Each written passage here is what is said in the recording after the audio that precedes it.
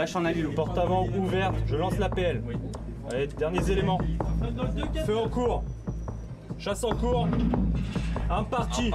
Gyro déviation 84 degrés gauche. Temps de parcours. À l'abri des regards, cette bataille navale est le secret le mieux gardé de la Ve République. Ok, confirmez le plan de tir. Bien, commandant. Je prends la torpille en manuel. Nous avons embarqué à bord du dernier des sous-marins nucléaires, le Terrible. Dans le ventre de ce monstre d'acier, une centaine d'hommes en huis clos jour et nuit.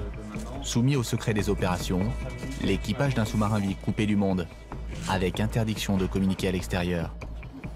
Ils sont loin de leur famille, soumis à la lumière artificielle et à la promiscuité. Qui sont ces hommes qui ont fait le choix d'une vie à contre-courant? Pour le savoir, nous avons voulu vivre au rythme des sous-mariniers, décrypter leurs codes et même goûter à leurs traditions. Chef de quart. Oui, je demande moins 5 degrés d'assiette.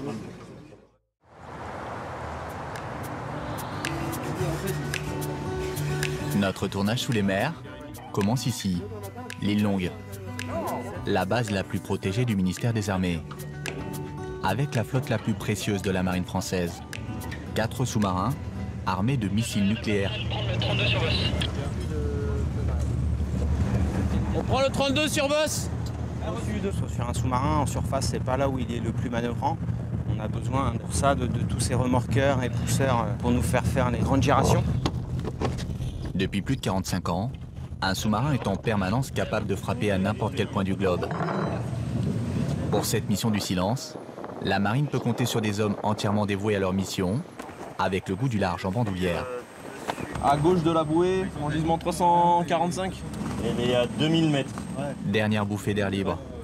En patrouille, l'équipage du Terrible passe parfois plus de 2 mois, en plongée, sans jamais remonter à la surface. Les sous-mariniers appellent ça fermer la boîte. Là, on ferme le bateau. Avant ça, on vérifie qu'il n'y a rien qui traîne, que tout est bien crampé, pour pas que ça bouge, que ça fasse du bruit. Après, tout le monde redescend, le chef du quart descend en dernier, puis il y a quelqu'un qui vient fermer le dernier panneau. Et quand on parle longtemps, c'est toujours le moment un peu particulier.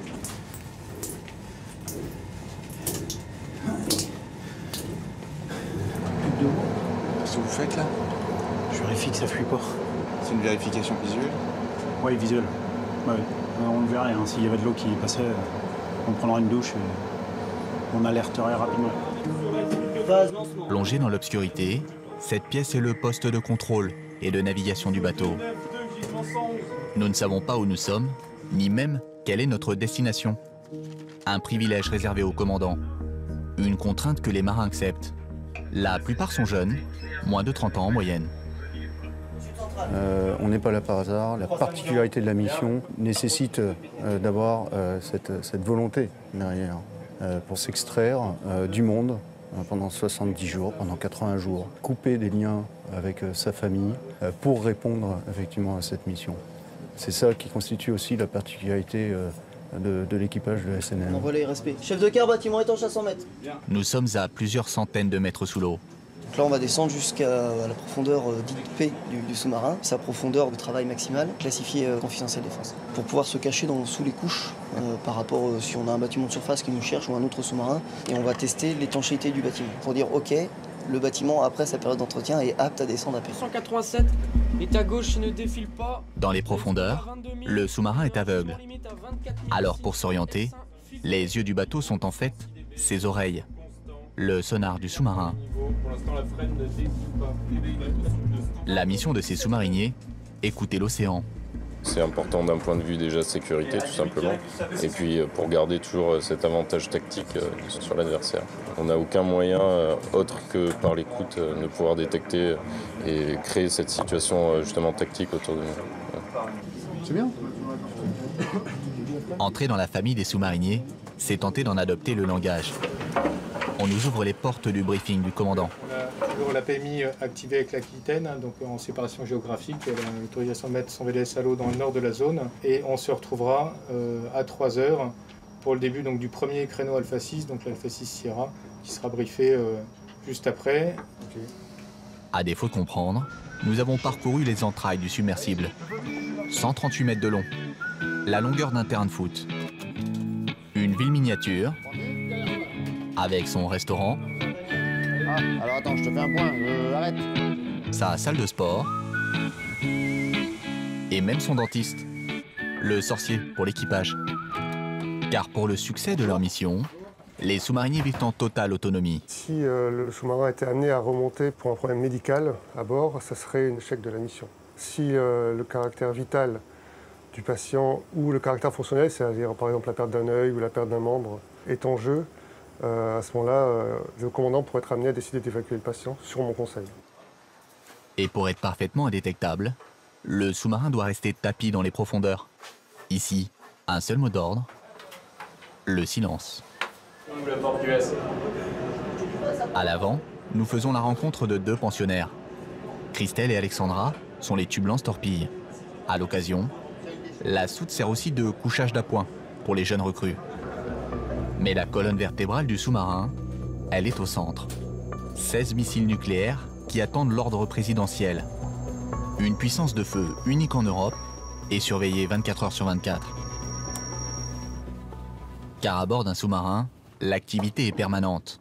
Pour l'équipage, les instants de détente sont rares, comme les espaces d'intimité. Max est un des plus jeunes marins du bord. C'est sûr. Voilà. Un partout.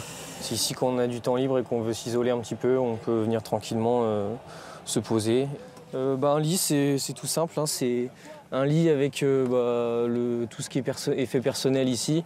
On a toujours, quand on part en patrouille, un ordinateur avec des disques durs pour regarder des films, des magazines, toujours un peu de musique pour se mettre dans sa bulle.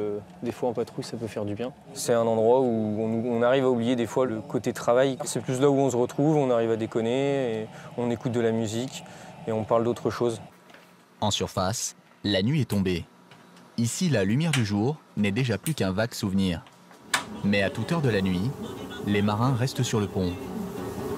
Je prépare le pain, les viennoiseries et les desserts la nuit. On prévoit toujours de faire une petite ronde la nuit entre minuit et 4 heures du matin pour les personnes qui font le 0 à 4. En fait, vous avez une tournée le matin. Voilà, c'est ça. Les gars sont vraiment contents que je leur amène quelque chose. Enfin, pour le moral, c'est vraiment efficace, on le sent bien. Ce qu'il y a dans l'assiette, c'est important. Ça fait partie des seuls moments de plaisir du sous-marinier. L'un des seuls, on va dire. Je l'ai fait dans des moules collectifs et c'est plus sympa pour la déco. Après, faut que ce soit joli aussi. Voilà. Au petit matin, les hommes ont droit à une toilette.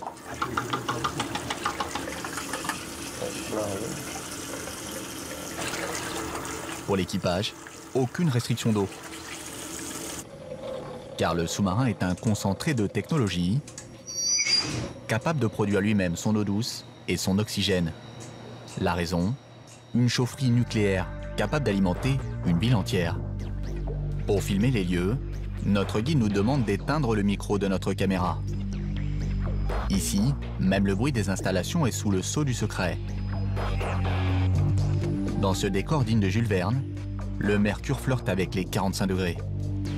Une centrale sous l'eau, et qui permet aux sous-marins de se déplacer en totale autonomie. Qu'est-ce qu'on y fait ici? Donc ici, c'est le poste de conduite de la propulsion, on appelle ça le PCP. Ok, t'as. Et donc c'est d'ici qu'on assure la conduite du réacteur et de la machine. Je passe au barème normal. Si vous voulez, le centre opération qui est à l'avant, eux, ils tiennent le volant. Et nous, on tient l'accélérateur.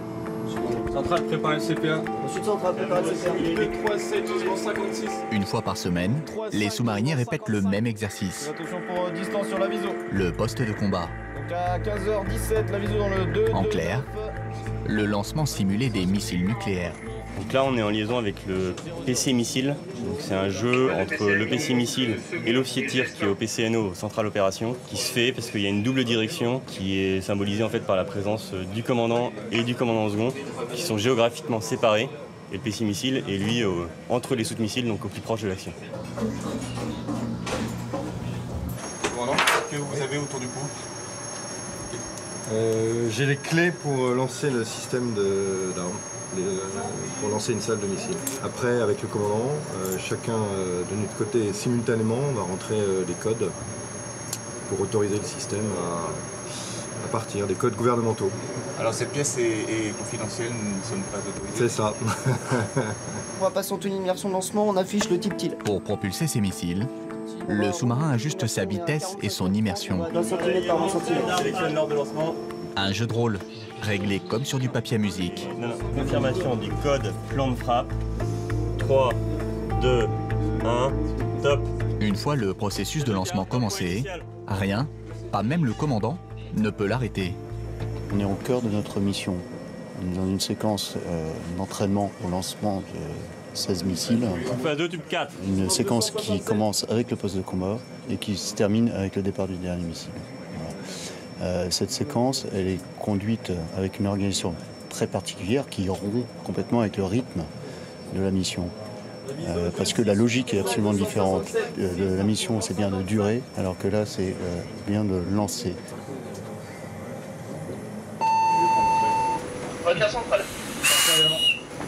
Et pour compliquer le tout, les marins ont imaginé le pire. En cas d'incendie, les sous-mariniers n'ont que quelques secondes d'espérance de vie. Et les conséquences peuvent être irrémédiables. Un scénario pour lequel l'équipage est prêt, même si chaque marin espère qu'il n'arrivera jamais.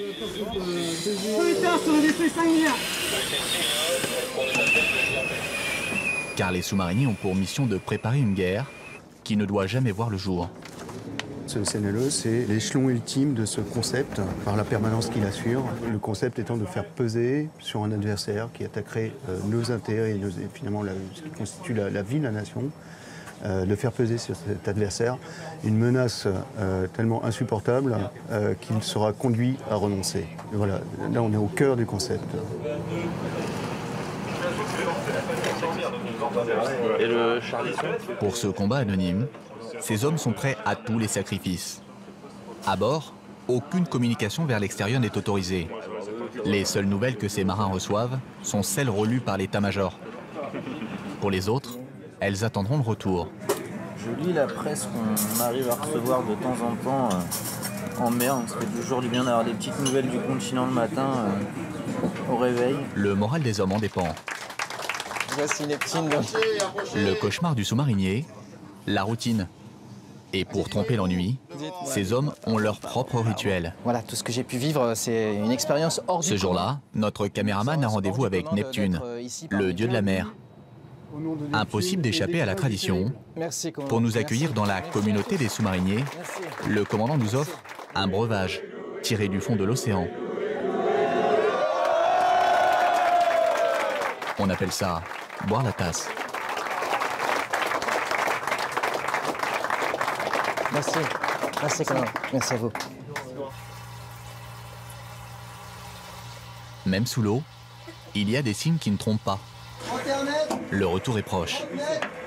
À la fin de leur carrière, certains marins auront passé plus de 4 ans dans la boîte. Aujourd'hui, seuls les hommes peuvent intégrer cette communauté très fermée. Mais une expérimentation est en cours pour accueillir les femmes à bord des sous-marins.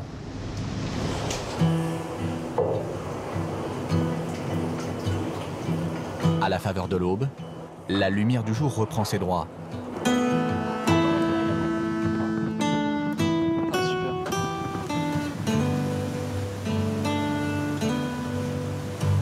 beau hein, quand on est enfermé et qu'on ne voit pas plus de 10 mètres, là on voit tout sur tout l'horizon. À ressentir le vent, l'air frais, la nuit, de voir toutes les étoiles et tout, la lune et tout ça, c'est extraordinaire. C'est magique. Dans quelques heures, ces hommes rentreront chez eux après une longue patrouille. Ils reprendront une vie normale. À une exception près, même pour leurs proches, leur mission devra rester secrète. Car leur métier consiste à disparaître aux yeux du monde.